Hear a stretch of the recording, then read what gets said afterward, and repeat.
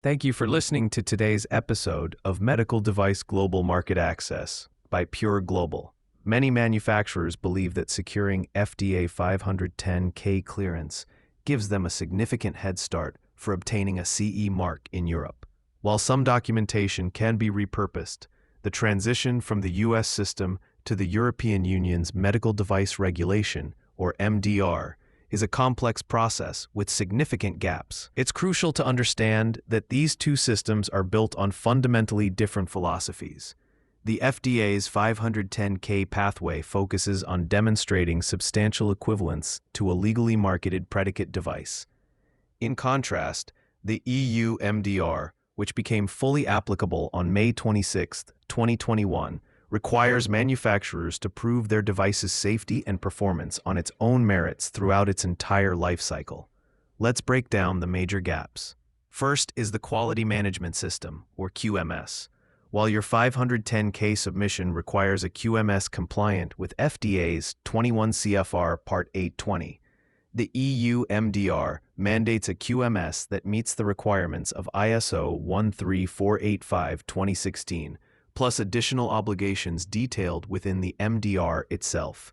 While the FDA is working to harmonize its regulations with ISO 13485, gaps remain that must be addressed, and your QMS will need to be audited and certified by a European notified body before you can place your device on the market. The second, and perhaps largest gap, is in clinical evidence. A 510(k) often relies on performance data and a comparison to a predicate, sometimes requiring minimal or no new clinical data. The EU MDR demands a robust clinical evaluation report, known as a CER.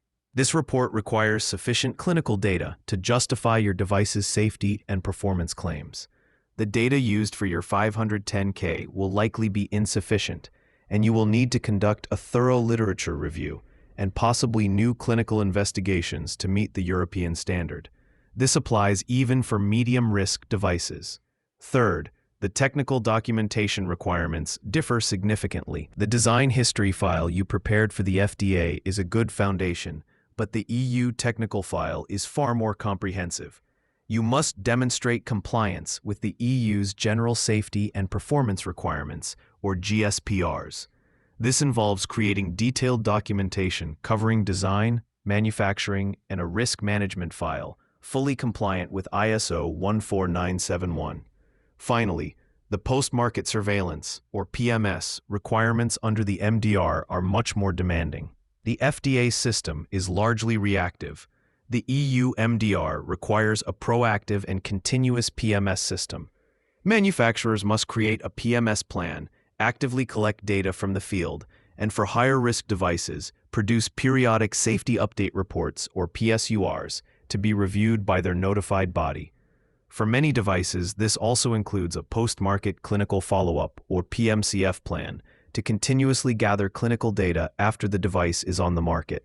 Simply having a 510(k) does not remove these significant hurdles. It only provides a starting point for the extensive work needed to achieve EU MDR compliance. If you need help navigating the complexities of global market access for your medical device, we encourage you to check out Pure Global. Thank you for listening, and we'll see you next time.